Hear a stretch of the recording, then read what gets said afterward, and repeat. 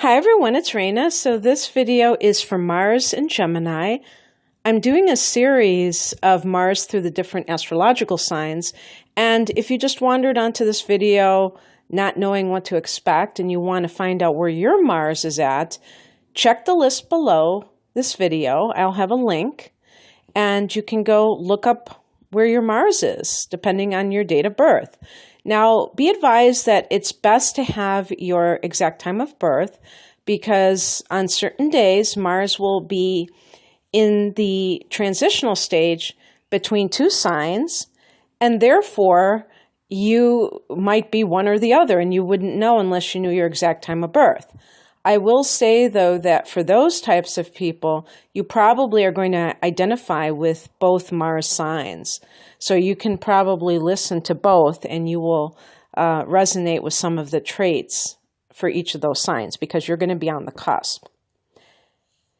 So Mars is how we act, and Mars is how we express anger, and Mars is also our sex drive. And so all of these things can be shown through the sign of Mars, and I will demonstrate that. Now, whether you agree with me or not that this is true for you is a different story. But Mars in Gemini is a very active Mars. And of course, Mars is active in and of itself. Its function is to act. So we look at what Gemini represents. Gemini is ruled by Mercury. Gemini is an air sign. So there's a real emphasis on the intellect versus Taurus, which is an earth sign. Okay. So Mars in Gemini is coming from the mind and the ideas that the person generates. So it's going to automatically be driven to intellectual pursuits, just right off the bat. Now, this will differ from individual to individual, but typically you can expect somebody with Mars and Gemini to be either someone who wants to take, endless courses. Even when they are retired, they may audit classes at local universities because they just have that insatiable need to learn new things, or they go to the library all the time, or they are just people, they obviously reading. That's why you would go to a library. Although nowadays, I don't want to get off on a tangent, but it's not always about reading anymore at the library. But yeah, they're very much, they could be bookworms, voracious readers, and they have nervous energy because Gemini tends to be high-strung. Now, because we think about the element of air, it's very, it's very ethereal, but it's intangible, let's put it that way. And then you combine the mutability of Gemini. So you're getting this, there's a term, will-o'-the-wisp. You get this person who is hard to pin down, mercurial. And this may mean that you are someone who loves to always be out and about, maybe walking through your local area, because Gemini rules the third house of the local environment. So Mars there could see somebody who is very much interested in always exploring their immediate neighborhood environment and being a fixture in this environment in their own way by their actions. You might even be one of those people who loves to kind of volunteer in your local area for your school council or, the local government, or doing things for whatever town you live in, and you just like to be plugged in that way. You can also be the kind of person who loves to talk. You might be a chatty Cathy, in other words, that you're always, your mouth is moving constantly. Now, I will say that from what I've read, that if your Mars is in Gemini, but you may have a let's say, a sun sign that is not very talkative. Like, I'm trying to think if it's possible for somebody who's a Scorpio, Sun in Scorpio, to have Mars in Gemini, because Mars can be fairly far from the sun sign, but I don't know how far it can actually be altogether. But let's just say Taurus. I don't think of Taurians as really talkative. And so you might have the sun in Taurus and then Mars in Gemini. Maybe it comes out your verbose nature when you are riled up about something. Because, like I said, this can be how you express anger. With Mars in Gemini, it's going to usually be verbal.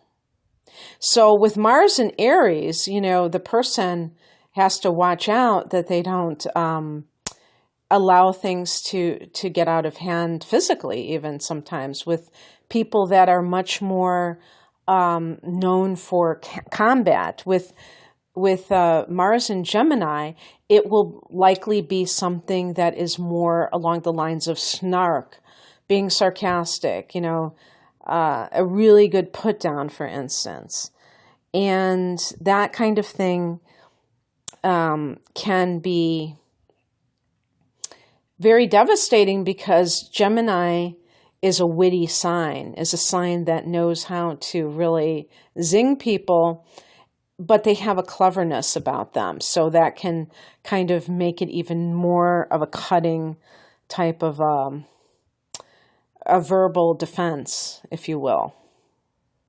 And another thing about Mars in Gemini that can actually lead to a profession is this desire for debate, okay? And this, again, is because they have such ease in communication. So you can have somebody with Mars in Gemini whose sport is debate, like where somebody else might like, as I was talking about Aries and physicality, Aries might like boxing as a hobby. And for Gemini, the sparring is on the verbal level. So any kind of debate, and this can actually be a love of the legal profession and being a lawyer. This may be something that comes naturally to Mars in Gemini. I think that people with Mars in Gemini have great fine motor skills because Gemini rules the hands. So they may enjoy doing things that engage their hands. So this can be whether it's something to do like with woodwork. I'm trying to think of maybe even knitting or I don't know, anything craftsy, or even playing an instrument. They have like great manual dexterity. I guess they call it that. So that can be certainly the case. I would say, too, that with people who have Mars and Gemini, you're hard to pin down. You're kind of like, I think you like to keep your options open. And if other people want to say, hey, let's get together, you may be adverse to giving them some kind of a final yes or no on something, because you don't know. Maybe something will capture your interest in the moment. Sometimes people with a prominent Gemini can be, I don't want to say flaky because they'll come across as very negative, but they're very changeable. And therefore, they can be capricious in this sense, where they decide to do something else on the spur of the moment. And they don't want to be pinned down to having to do something. In personal relationships, this can cause the other person to feel that you're unreliable. So you have to like kind of get inside your own head and figure out why it is that you like to be always kind of elusive in that sense. There was a song that was not when I was a kid. I mean, well, I was probably in diapers or something, but it was called Elusive Butterfly. That makes me think of Gemini. And because of this, you can capture people's interest because you are so unattainable sometimes. But it can be exasperating when people are trying to count on you and you're just out of grasp. You kind of flit away. You really love change. And so this is kind of why you're doing that kind of behavior. And you have to be careful because Mars is your ambition. And you may have your hands in a lot of pies, your irons in a lot of fires, and not be able to really consolidate your efforts. That phrase, jack of all trades, master of none. So, there's kind of like this ADD quality with Gemini in general. And with the Mars, it can be like somebody who can't even sit still for a moment. And so what I would say to you is that you would really benefit from meditation. If you know anything about grounding, about walking barefoot on untreated grass without any kind of chemicals added to it. And you can usually tell by whether there's clover and other things, or if it looks like astroturf, then chances are it's full of chemicals. But just either walking barefoot in it or putting your hands, putting both of your hands on the ground, that can possibly make you more anchored. Because, like I said, if you're an elusive butterfly, you're kind of flying constantly, and you may even wish that you could stick to something. It's just that you're so interested in so many things. The curiosity, the intellectual curiosity of Geminis is really wonderful, because I think that if you don't have intellectual curiosity, you really don't care much about the world around you. You're just almost like a zombie to me. So I think that this is a beautiful quality in Gemini. The only challenge is to be able to harness that interest and kind of concentrate it in one area so that you can master it and so that you can finish what you may have started. Now let's talk about the sexual side of Mars and Gemini, which is the libido and so that's the sex drive, and also the behavior. I don't want to get too graphic or anything like that because some people don't really like that. So I'm kind of giving a little bit of warning by saying this in case you don't want to hear this. But Mars and Gemini may like talking, and that may turn them on if you say certain things. Now, obviously, a lot of people watching this are going to be Mars and Gemini, so I'm preaching to the choir here, but maybe some people are going to be cross-watching too. But if you are Mars and Gemini, chances are you like to talk in bed, whereas other people, they might say, shut up, you like it. And I'm just going to say oral fixation. That's all I'm going to go. That's as far I'm going to go. You might get involved in cosplay. I don't know if that, costumes are things that doesn't have to be sexual. Some people are just like Trekkies and stuff like that. Well, you guys may enjoy things that kind of give variety to a relationship. Especially if you have a monogamous partner and you're with that person, it gives kind of a novelty to the situation.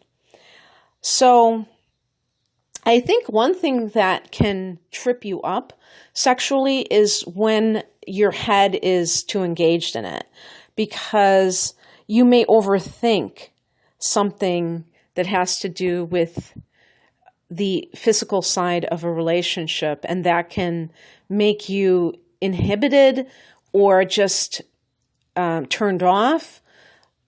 if there's something like maybe you were having a conversation with this person and you had a disagreement and you didn't realize something about them that really surprised you, and you take that into the bedroom and it kind of plays with your mind. So not overthinking, not allowing your mind to interfere with your bodily enjoyments. Let's put it that way. But anyway, Mars in Gemini is going to be a lot of fun for their partner, if their partner can keep up with them, that is, because you guys are very, very active and very clever and very, very sharp mentally. So you need that as well. Don't underestimate the need for intellectual companionship. I actually feel that the two signs ruled by Mercury, Gemini and Virgo, may actually be attracted to people who look brainy, who look like Marion the librarian, or if it's a man, who look like more of a professor rather than a stud, okay? You may find yourself physically attracted to those kinds of people who look brainy, in other words. So anyway, that's what I have for you. And if you would like a natal chart interpretation, there's a link to my website below. Thank you. Bye.